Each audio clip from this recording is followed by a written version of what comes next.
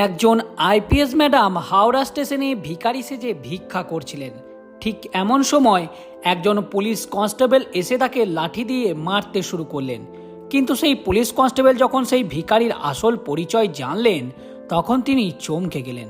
বন্ধুরা, কেন একজন আইপিএস ম্যাডাম ভিখারি সেজে রেল স্টেশনে ভিক্ষা করছিলেন এবং কেনই বা সেই পুলিশ কনস্টেবল আইপিএস ম্যাডামকে মারতে লাগলেন, বিস্তারিত জানতে গেলে এই গল্পটিকে আপনাদের শেষ পর্যন্ত দেখতে হবে।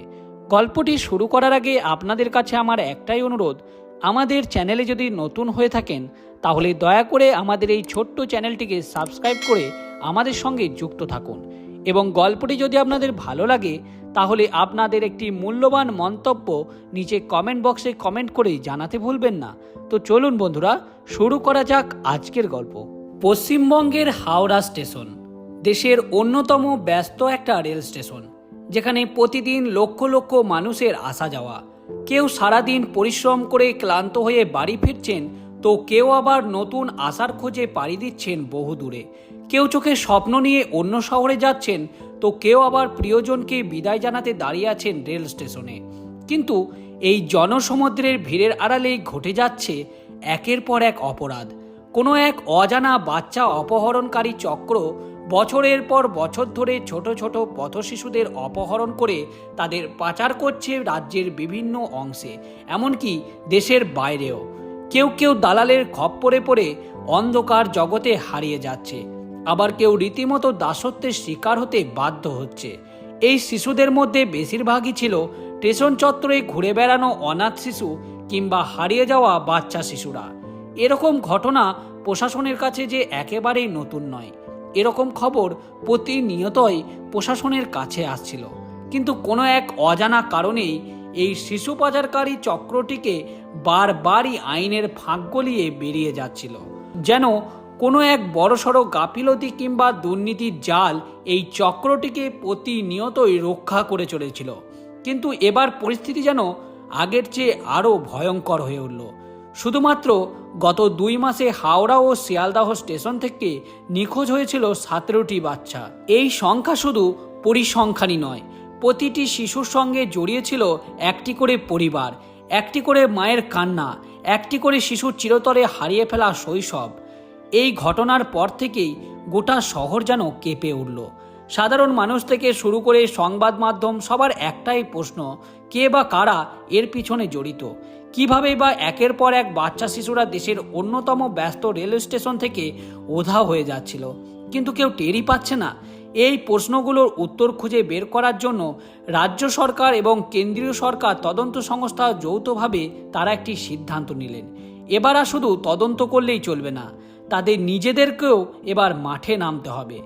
এমন কাউকে নিয়ে আসতে হবে যিনি অপরাধীদের চোখে চোখ রেখে লড়াই করতে পারবেন। আর তিনি হচ্ছেন ডিপার্টমেন্টের অন্যতম সাহসী মহিলা আইপিএস অন্বেষা চৌধুরী। সারা দেশে তার সাহসিকতা সুনাম ছড়িয়ে আছে। ডিপার্টমেন্টের উপরমহল থেকে অন্বেষা ম্যাডামকে পোস্টিং করে নিয়ে আসা হলো হাওড়া জেলায়। তিনি সরাসরি থানায় না গিয়ে সেই শহরের একটি পুরনো বিল্ডিংয়ে তার থাকার ব্যবস্থা করলেন। অন্বেষা ম্যাডাম খুব ভালো করেই জানেন তিনি এবার যে কাজটির জন্য এসেছেন তার আগের করা কাজগুলির থেকে এই কাজটি বেশি জটিল এবং বিপজ্জনক, কারণ এখানে ছোট ছোট বাচ্চাদের জীবন এর সঙ্গে জড়িয়ে আছে। অন্বেষা ম্যাডাম ছিলেন একজন বিশেষ প্রশিক্ষণপ্রাপ্ত অফিসার। তার কাজের প্রতি নিষ্ঠা ছিল চোখে পড়ার মতো। লখনৌতে ট্রেনিং চলাকালীন তিনি পুরস্কার পেয়েছিলেন। দিল্লিতে পোস্টিং থাকার সময় একটি মাদক চক্রের সদস্যদের অ্যারেস্ট করে তিনি রীতিমতো খবরের শিরোনামে এসেছিলেন। কিন্তু এবার তাকে পাঠানো হয়েছে বাংলার প্রাণকেন্দ্র হাওড়া স্টেশনে এক শিশু পাচারকারী চক্রের বিরুদ্ধে লড়তে, যাদের জন্য হারিয়ে যাচ্ছে ছোট্ট ছোট্ট শিশুদের ভবিষ্যৎ। অন্বেষা ম্যাডাম খুব ভালো করেই জানতেন যে তিনি যদি তার ইউনিফর্ম পরে যান তাহলে তার কিছুই হাতে লাগবে না, কারণ স্টেশনে যারা আছেন তারা খুব সহজেই বুঝে যাবেন পুলিশের উপস্থিতি। তাই অন্বেষা ম্যাডাম সিদ্ধান্ত নিলেন তিনি ছদ্মবেশ ধারণ করবেন, তাও আবার একজন ভিখারির। পরের দিন সকালে অন্বেষা ম্যাডাম নিজেকে ভিখারির রূপে প্রস্তুত করতে লাগলেন। এই কাজে তাকে সাহায্য করছিল তারই ছায়াসঙ্গী কমলেশ যাদব। অন্বেষা ম্যাডামকে ময়লা জামা কাপড় পরানো হলো, তার মুখে মাখানো হলো নোংরা মাটি, হাতে দেওয়া হলো একটি ছোট্ট থালা। অন্বেষা ম্যাডাম নিজেকে এত সুন্দর করে তৈরি করলেন যে তাকে দেখে মনে হচ্ছিল যেন তিনি জীবনের কাছে হেরে গিয়ে নেমে এসেছেন এই রাস্তায়। অফিসার কমলেশ যাদব অন্বেষা ম্যাডামকে বললেন, ম্যাডাম আপনি চিন্তা করবেন না, আমি এবং আমার 3 জন সহকর্মী সাদা পোশাকে সবসময় আপনার ওপর নজর রাখব। আপনি কোনো রকম সন্দেহজনক কিছু দেখলেই আমাদের নক করবেন, আমরা সেই জায়গায় উপস্থিত হয়ে যাব। তখন অন্বেষা ম্যাডাম ধীর কণ্ঠে বললেন, আমি চাই না কেউ আমার আশেপাশে থাকো, কারণ ওই চক্রের লোকজনেরা খুবই চালাক। তোমাদের দেখলে ওরা খুব সহজেই সন্দেহ করে ফেলতে পারে, ফলে তারা আমাদের জালে ধরা নাও পড়তে পারে। তাই তোমরা যথেষ্ট দূরত্ব বজায় রেখে আমাদের উপর নজর রাখবে। দরকার পড়লে আমি সংকেত দেব। সকাল 9:30টার সময় অন্বেষা ম্যাডাম হাওড়া স্টেশনের 7 নম্বর প্ল্যাটফর্মের শেষ প্রান্তে বসে পড়লেন। ছোট্ট একটি থালা তার সামনে রাখা। অন্বেষা ম্যাডাম একটি একটি করে পথ চলতি মানুষের কাছে যাচ্ছেন আর বলছেন, মাগো 2 দিন ধরে আমি কিছু খাইনি, দয়া করে আমাকে 2 টাকা ভিক্ষা দিন মা। অন্বেষা ম্যাডামের দৃষ্টিতে যেন কষ্টের ছোঁয়া। তাকে দেখে যে কারোরই করুণা হবে। আর পাশ দিয়ে শত শত লোকজনেরা ছুটে চলছে ট্রেন ধরার উদ্দেশ্যে। যেতে যেতে কেউ বা টাকার কয়েন ছুঁড়ে দিচ্ছে তার দিকে, আবার কেউ বা অবহেলা করে পাশ কাটিয়ে চলে যাচ্ছেন। এরকম করেই অন্বেষা ম্যাডাম 3-4 দিন ধরে হাওড়া স্টেশনের প্রতিটি প্ল্যাটফর্মে নজর রাখতে লাগলেন। তিনি দেখলেন কিছু নির্দিষ্ট মানুষ প্ল্যাটফর্মে ঘোরাঘুরি করছেন, যাদের গতিবিধি সাধারণের থেকে আলাদা।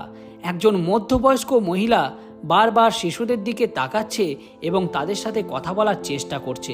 কখনো কখনো বা তিনি তার ব্যাগ থেকে কিছু বের করে তাদেরকে দেখানোর চেষ্টা করছেন, যেন তিনি সেই ছোট্ট ছোট্ট বাচ্চা শিশুদের সাথে এক মধুর সম্পর্ক গড়ে তোলার চেষ্টা করছেন।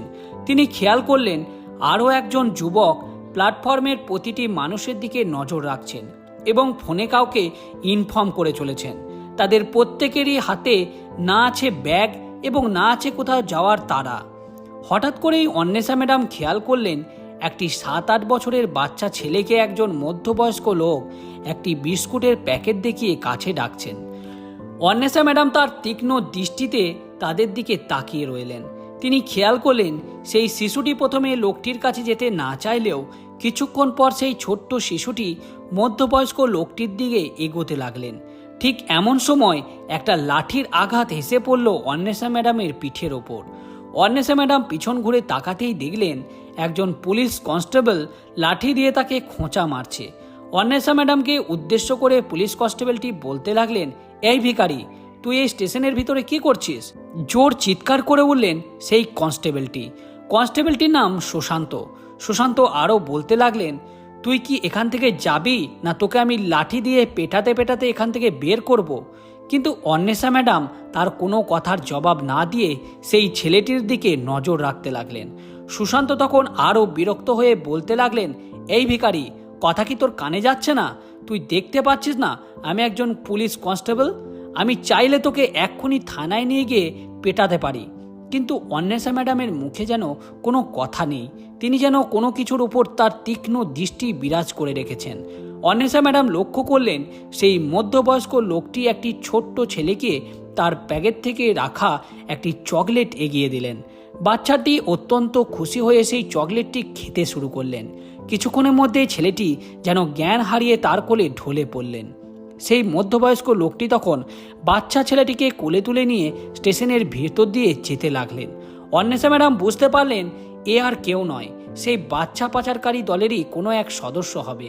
তিনি তখন তার কানের মধ্যে লুকিয়ে রাখা মাইক্রোফোনটি অ্যাক্টিভ করলেন এবং কোডওয়ার্ডের মাধ্যমে বললেন, অ্যাক্টিভ। অন্বেষা ম্যাডাম বিরক্ত করতে থাকা সেই পুলিশ কনস্টেবলটি তখন আরও রাগান্বিত হয়ে তার লাঠি দিয়ে অন্বেষা ম্যাডামের উপর আবারও আঘাত করতে থাকলেন। এবার যেন অন্বেষা ম্যাডাম উচ্চকণ্ঠে চিৎকার করে বললেন, স্টপ কনস্টেবল, যাও গিয়ে ওই যে লোকটা চলে যাচ্ছে ওকে শিগগিরই ধরো। সেই কনস্টেবলটি তখন তাকে ধরা বাদ দিয়ে তিনি সেই ভিখারিকে বলতে লাগলেন, তুই কে রে যে তুই আমাকে আদেশ দিচ্ছিস? তোকে মেরে না তোর দেহের হাড়গোড় সব আমি এখানেই ভেঙে দেব। অন্বেষা ম্যাডাম তখন রাগান্বিত হয়ে তার ভিখারির বেশ পরিচ্ছেদ করলেন এবং তার ব্যাগ থেকে তার আইডেন্টি কার্ডটি বের করে সেই কনস্টেবলের হাতে ধরিয়ে দিয়ে বললেন, দেখ এটা দেখে নে, IPS officer Anwesha Chowdhury, CID anti human ট্রাফিকিংয়ের সদস্য, পুলিশ কনস্টেবলটির যেন সেটি দেখে তার পা কাঁপা শুরু করে দিলেন। সেই ভিখারির আইডেন্টি কার্ড দেখে যেন তার মুখ চুপসে গেল, তার হাঁটু কাঁপতে শুরু করে দিল। তিনি কাঁপা কাঁপা কণ্ঠে বলতে লাগলেন, ম্যাডাম, আমাকে ক্ষমা করে দিন ম্যাডাম, আমি আপনাকে চিনতে পারিনি ম্যাডাম, আমি আপনার ওপর হাত তুলে ফেলেছি, অন্যায় করে ফেলেছি, দয়া করে আমাকে ক্ষমা করে দিন। অন্বেষা ম্যাডাম তখন সেই কনস্টেবলকে আদেশ দিলেন, এখন এসব কথা বলার মতো সময় নেই, শিগগিরই যাও, ওই যে লোকটি বাচ্চা কোলে নিয়ে চলে যাচ্ছে ওকে তাড়াতাড়ি ধরো। কনস্টেবলটি তখন ম্যাডামের আদেশ পাওয়া মাত্রই দৌড় দিলেন সেই লোকটিকে ধরার উদ্দেশ্যে। অন্যদিকে অন্বেষা ম্যাডামের সেই সহকর্মীরা যথারীতি সেই প্ল্যাটফর্মটিকে ঘেরাও করে ফেলেছে, তাই খুব সহজেই সেই লোকটি ধরা পড়ে গেল তাদের জালে। তাকে নিয়ে আসা হলো ডিপার্টমেন্টের হেডকোয়ার্টারে। সেই মধ্যবয়স্ক লোকটিকে জিজ্ঞাসাবাদ শুরু করা হলো। জিজ্ঞাসাবাদ করে জানতে পারা গেল তিনি হচ্ছেন বাচ্চা পাচারকারী দলের অন্যতম সদস্য। তার কাজ হচ্ছে ভুলিয়ে ভালিয়ে ছোট্ট ছোট্ট বাচ্চাদের তার কাছে নিয়ে এসে খাবারের সাথে ঘুমের ওষুধ খাইয়ে তাদের অপহরণ করে এই শহরের পরিত্যক্ত একটি গোদাম ঘরে নিয়ে যাওয়া এবং সেখানে তার আরও কয়েকজন সহকর্মী মিলে সেই বাচ্চাদের শহরের বিভিন্ন প্রান্তে পাচার করে দেওয়াই হচ্ছে তাদের একমাত্র উদ্দেশ্য। অন্বেষা ম্যাডাম সেই দিন রাত্রে তার পুরো টিম নিয়ে সেই গুদাম ঘরে অভিযান চালালেন। সেখান থেকে উদ্ধার করা হলো আরও 4-5 জন ছোট্ট ছোট্ট শিশু, যাদের বয়স 7 থেকে 8 বছর। তার সঙ্গে অ্যারেস্ট করা হলো সেই চক্রের মেন মেম্বারদের। তাদের উপর বেশ কয়েকটি ধারায় মামলা করা হলো। শিশু পাচারকারী থেকে শুরু করে ছোট্ট ছোট্ট শিশুদের উপর অত্যাচার করা, এই সমস্তর উপর ভিত্তি করে তাদেরকে আইনের আওতায় নিয়ে আসা হলো। রাতারাতি অন্বেষা ম্যাডামের এমন বীরত্বের কথা টেলিভিশনের মাধ্যমে ছড়িয়ে পড়ল শহরে। তিনি রাতারাতি হয়ে উঠলেন মানুষের চোখের মণি। অন্বেষা ম্যাডামকে সরকার থেকে মেডেল দিয়ে সম্মানিত করা হলো। স্টেশনে সিসিটিভি ক্যামেরার ফুটেজ থেকে সেই পুলিশ কনস্টেবলটির উপর তদন্ত শুরু করা হলো। তদন্তে জানা গেল সেই পুলিশ কনস্টেবলটি ভিখারিদের কাছ থেকে টাকা নিয়ে তাদেরকে স্টেশনে ভিক্ষা করার ব্যবস্থা করে দিতেন এবং সেই স্টেশনে ভিক্ষা করে তাদের যে টাকা আয় হতো সেটা থেকেও কনস্টেবলটি ভাগ বসাতো। আইপিএস ম্যাডামের ওপর হাত তোলা এবং ভিখারিদের ওপর তোলার জন্য তাকে ডিপার্টমেন্ট থেকে সাসপেন্ড করা হলো। পরবর্তী সময়ে তিনি অভিযান চালিয়ে আরও কয়েকজন এই গ্যাংয়ের সঙ্গে জড়িত সদস্যদের অ্যারেস্ট করে থানায় এনেছিলেন। তাদের উপর তদন্ত করে আরও 11 জন শিশুদের উদ্ধার করেছিলেন সেই আইপিএস ম্যাডাম।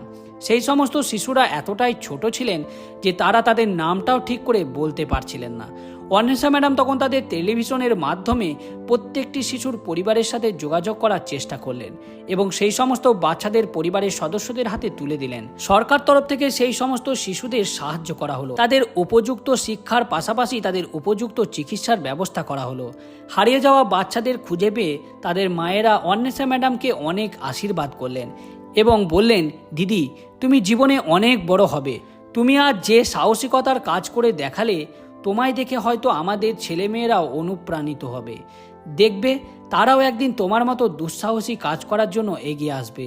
এই ঘটনার পর হাওড়া স্টেশন এবং শিয়ালদা স্টেশনের নিরাপত্তা আরও বাড়িয়ে দেওয়া হয়। প্রত্যেকটি থামের সাথে সিসিটিভি ক্যামেরা বসানো হয়। তাছাড়াও প্রত্যেকটি পদক্ষেপের উপর নজর রাখতে থাকে সেখানে উপস্থিত থাকা আরপিএফ জওয়ানেরা। বন্ধুরা, এই গল্পটি আপনাদের কেমন লাগলো তা অবশ্যই নিচের কমেন্ট বক্সে আপনাদের একটি মূল্যবান মন্তব্য কমেন্ট করে জানাতে ভুলবেন না। গল্পটি ভালো লাগলে অবশ্যই আমাদের চ্যানেলটিকে সাবস্ক্রাইব করে রাখবেন এই ধরনের রোমাঞ্চকর গল্পগুলি শোনার জন্য। দেখা হবে পরবর্তী ভিডিওতে। ততক্ষণ ভালো থাকুন, সুস্থ থাকুন এবং নিজের পরিবারের খেয়াল রাখুন। ধন্যবাদ।